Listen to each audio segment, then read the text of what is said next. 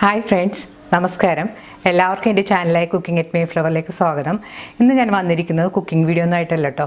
ഞാൻ വന്നിരിക്കുന്നത് നമ്മൾ ഈ ഷോപ്പിങ്ങിനൊക്കെ പോകുമ്പോൾ ഇതുപോലെയുള്ള പ്ലാസ്റ്റിക്കിൻ്റെ ക്യാരി ബാഗ് കിട്ടും. നമ്മൾ സാധാരണ എന്താ ചെയ്യുക, ഇത് കൊണ്ടുവന്നിട്ട് വല്ല കിച്ചൻ്റെ കബേർഡിൻ്റെ അകത്തോ അല്ലെങ്കിൽ കിച്ചൻ്റെ ഏതെങ്കിലും മൂലക്ക് മാറ്റിയിടും. അപ്പോൾ അതിൽ പാറ്റയും പല്ലിയൊക്കെ ഒന്ന് അവിടെ വകെ വൃത്തിയിടാവും. അപ്പോൾ അതില്ലാതെ നമ്മളിതെങ്ങനെയാണ് വൃത്തിയായിട്ട് മടക്കി സൂക്ഷിക്കുന്നതെന്ന് കാണിക്കുന്ന ഒരു വീഡിയോ ആണ് ഞാൻ ചെയ്യുന്നത്. നിങ്ങൾ ട്രൈ ചെയ്ത് നോക്കണം. എൻ്റെ ചാനൽ ആദ്യമായി കാണുന്നവർ സബ്സ്ക്രൈബ് ചെയ്യാനും അതിനടുത്ത് കാണുന്ന ബെല്ലൈക്കൺ ക്ലിക്ക് ചെയ്യാനും മറക്കരുത്.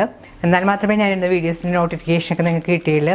പിന്നെ എൻ്റെ വീഡിയോസൊക്കെ ഇഷ്ടപ്പെടുകയാണെങ്കിൽ അത് നിങ്ങൾ ഫ്രണ്ട്സിനൊക്കെ ഒന്ന് ഷെയർ ചെയ്യാൻ മറക്കരുത്.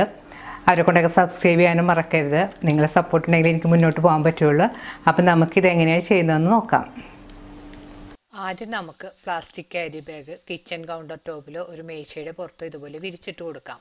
അതിനുശേഷം ഒന്ന് കൈ കൊണ്ട് നന്നായിട്ട് പ്രസ് ചെയ്ത് അതിൻ്റെ ചുളിവെല്ലാം മാറ്റി അതിൻ്റെ എയറൊക്കെ കളഞ്ഞെടുക്കണം. ഇനി ഇതുപോലെ നീളത്തിൽ മടക്കിയെടുക്കണം.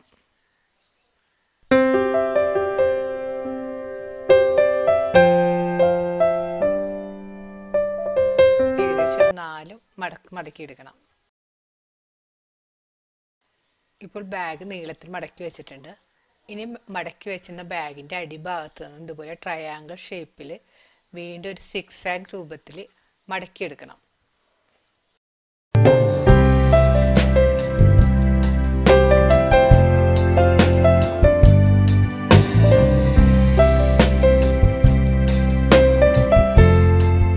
ഇപ്പോൾ ബാഗ് മടക്കി കൈയുടെ ഭാഗമായിട്ടുണ്ട്.